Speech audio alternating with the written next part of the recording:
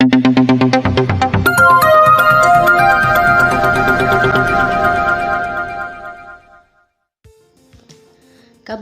Sarolangun adalah tempat di mana saya dilahirkan.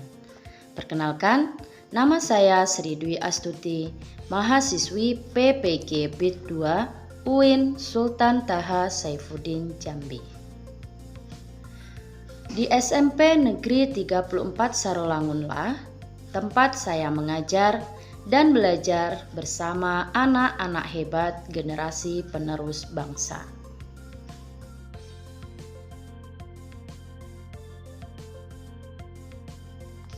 Selamat datang di SMP Negeri 34 Sarolangun. SMP Negeri 34 Sarolangun terletak di Desa Tanjung, Kecamatan Batin 8, Kabupaten Sarolangun.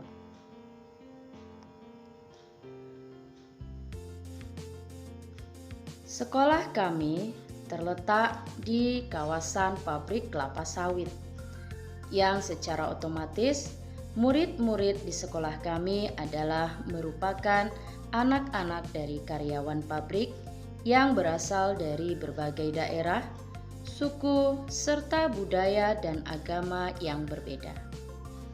Memiliki murid-murid yang heterogen merupakan tantangan bagi kami untuk bisa menerapkan dan mengajarkan tentang bagaimana cara saling menghargai dan menghormati satu sama lain. Sesuai dengan surat edaran dari Bupati Sarolangun perihal pembentukan Tim Pencegahan dan Penanganan Kekerasan TPPK di lingkungan satuan pendidikan, maka sebagai sekolah yang mengimplementasikan kurikulum merdeka, SMP Negeri 34 Sarolangun mengoptimalkan pengalaman belajar yang lebih nyata dan bermakna kepada peserta didik dalam bentuk proyek penguatan profil pelajar Pancasila dengan tema Bangun Jiwa dan Raganya yang berjudul Stop Bullying di Sekolah. Pertama, tahap pengenalan. Pada tahap ini, peserta didik mendapatkan pengarahan tentang proyek yang akan dilaksanakan sampai beberapa minggu ke depan. Dilanjutkan dengan sosialisasi oleh guru BK dan pemberian contoh bentuk-bentuk bullying melalui video pembelajaran. Ya, Man.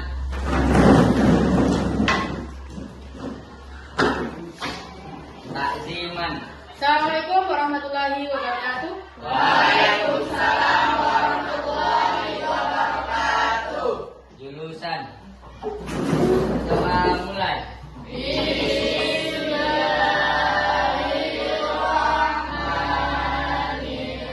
Ini kita tepuk semangat dulu biar lebih semangat. Masih ingat semangat ya? Oke, dengan ketiga mulai ya. 1, 2, 3. Tepuk semangat. Aku bisa, kamu bisa, semua bisa. Semangat. Jadi alur aktivitas proyek kita atau tahapan kita pada proyek ini yang pertama itu adalah tahap pengenalan. Ya, tahap pengenalan itu di sini adalah mengenali dan membangun kesadaran peserta didik mengenai isu bullying atau perundungan. Terdiri dari aktivitas yang pertama nanti ya mencari tahu apa itu bully. Ya, bully itu apa? Yang kedua, mencari tahu jenis-jenis atau bentuk-bentuk daripada mendorong, mencakar. Tidak perlu Ibu jelaskan satu persatu perkataannya. Yang sudah pasti memukul itu semuanya tahu memukul bagaimana kan? Menyakiti fisik orang lain itu sama dengan memukul, menampar, mencubit, mencakar, mendorong, memalak. Apa itu memalak? Meminta uang kepada orang lain secara paksa. Mau itu uang, mau itu jajan, mau itu nasi bekal kita. Kalau dilakukan secara paksa tanpa izin dari yang punya dikatakan sebagai memalak. Ibu rasa di SMP kita yang kita cintai ini tidak ada yang seperti itu. Beri tepuk tangan untuk kita semua.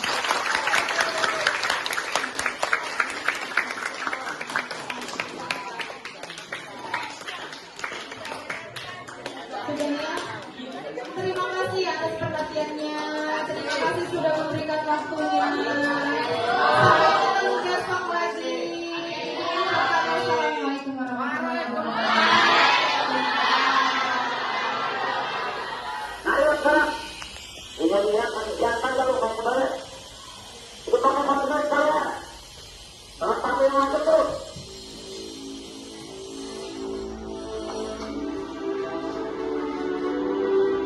Video yang berikutnya ya, yang harus kalian nonton, coba perhatikan. Sekarang kita buka buku bahasa Inggrisnya. Kita sekarang belajar menulis bahasa Inggris. Oke? Berbagi selalu terkendali oleh teman-teman. Di saat dia belajar dengan sekelasnya pun selalu menunggu.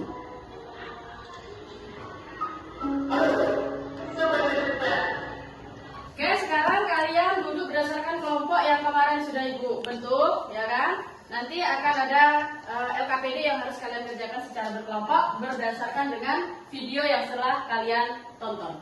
Oke, silakan duduk berdasarkan kelompok.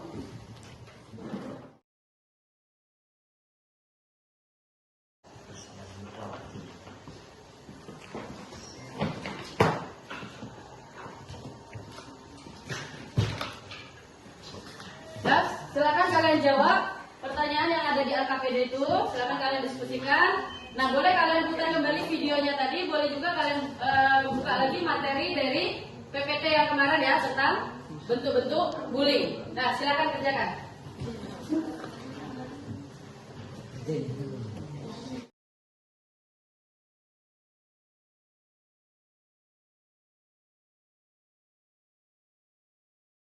Assalamualaikum warahmatullahi wabarakatuh. Waalaikumsalam warahmatullahi wabarakatuh.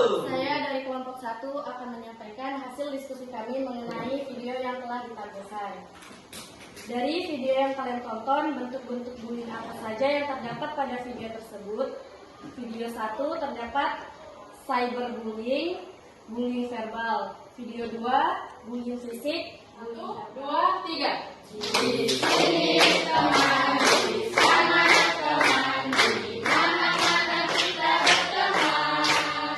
Tak ada musuh, tak ada lawan, semua saling menyayangi. Tidak ejek-ejekan, tidak pukul-pukulan, saling tolong dan sayang teman-teman. Tidak ejek-ejekan, tidak pukul-pukulan, saling tolong dan sayang teman-teman.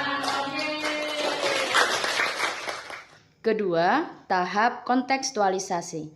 Pada tahap ini, peserta didik mengidentifikasi diri apakah mereka seorang korban perundungan atau justru pelaku perundungan. Baik, untuk mengawali pertemuan kita pada pagi hari ini, kita mau tepuk anti bullying. Ya, tepuk anti bullying. Hitungan ketiga mulai ya. 1, 2, 3. Tepuk anti bullying. Tidak suka menyakiti. Jangan suka menghakimi. Jangan suka caci maki. Bullying, bullying, no. Saya teman. Yes, yes, yes. Kita berada pada tahap kontekstualisasi. Ya, itu kita akan mengidentifikasi apakah kita adalah seorang korban perundungan atau korban bullying. Oke? Dan di sini ada format penilaian diri yang akan dibagikan kepada kalian. Silakan kalian isi. Nah, di situ nanti akan kalian temukan apakah kalian itu seorang korban atau bukan. Oke? Nih, dibagi.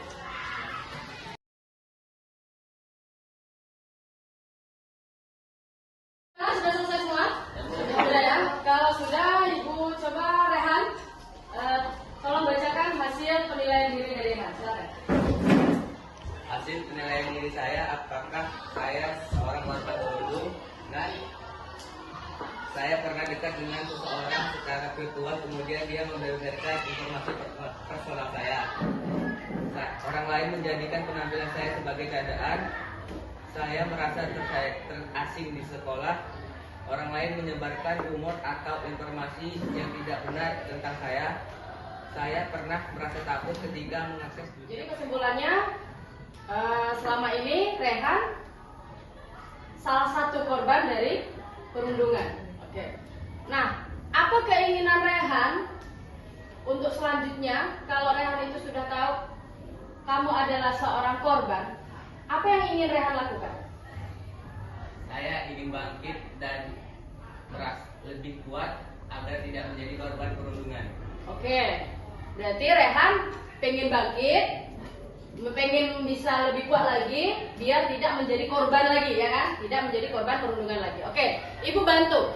Bukan hanya untuk Rehan, tapi untuk semuanya. Ya, ini tips agar kalian tidak lagi menjadi korban perundungan. Yang pertama, kalian harus bisa bersikap tenang. Ya, kalian tenang, kemudian sembunyikan kemarahan kalian atau sembunyikan kesedihan kalian di hadapan perundung. Ya, jangan tampakkan kalau kalian marah, kalau kalian sedih itu jangan tampakkan di hadapan seorang perundung. Nah, untuk pertemuan kita kali ini, kita masuk tahap kontekstualisasi yang kedua, yaitu mengidentifikasi apakah kalian seorang perundung. Oke? Nah, di sini juga sudah dipersiapkan format penilaian dirinya. Apakah aku seorang perundung? Silakan kalian isi. Nah, disitulah nanti kalian akan tahu apakah kalian seorang perundung atau bukan. Oke? Bu bagi ya.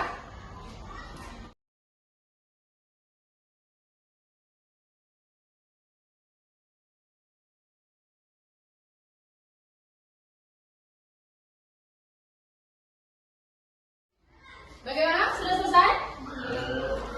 Sudah? Oke. Jika sudah selesai, coba Ratu ya. Coba Ratu sampaikan hasil penilaian dirinya tentang apakah aku seorang perundung. Silakan. Hasil penilaian apakah aku seorang perundung? Aku sering memanggil temanku dengan nama panggilan yang buruk. Aku sering bersikap menentang atau memusuhan dengan orang lain. Aku selalu ingin mengendalikan orang lain. Aku sering kasar dengan orang lain. Kesimpulannya, ternyata aku seorang perundung. Oh, ternyata dari penilaian tadi dapat disimpulkan bahwasanya Ratu adalah seorang perundung. Nah, kalau Ratu sudah tahu bahwasanya Ratu itu adalah seorang perundung, apa yang ingin Ratu lakukan? Ingin berubah. Oke, terima kasih. Silakan duduk.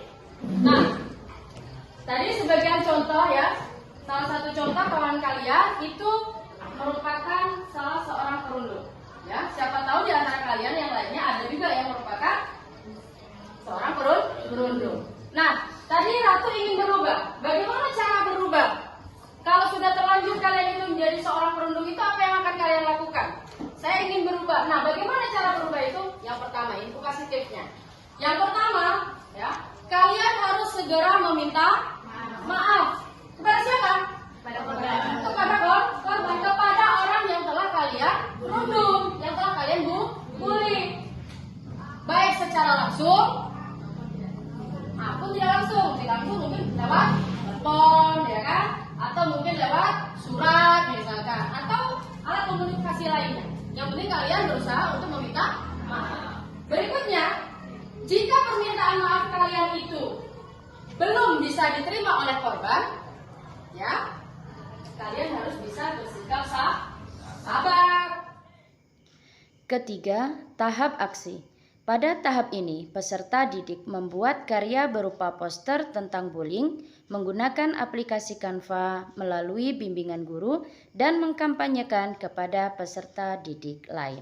Pada pertemuan kali ini kita akan membuat poster ya. Kita akan membuat poster tentang bully ya. Kita membuat poster Stop Bully.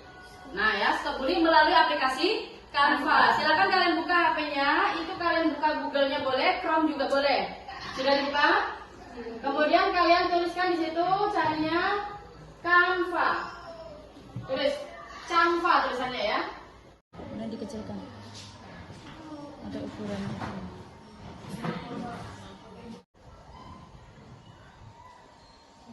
Naikkan lagi. Nah, biar SMP-nya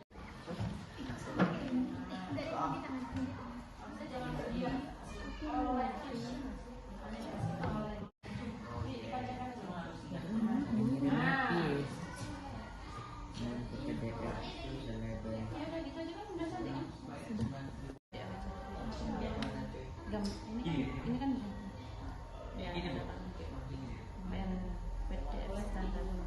Nah, gitu.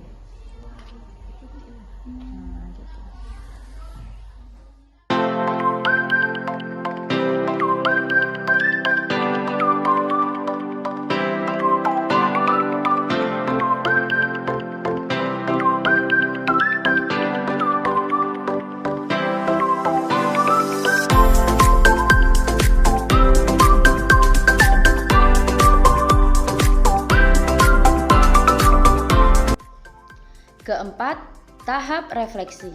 Pada tahap ini, peserta didik mengisi evaluasi dan juga refleksi yang diberikan oleh guru.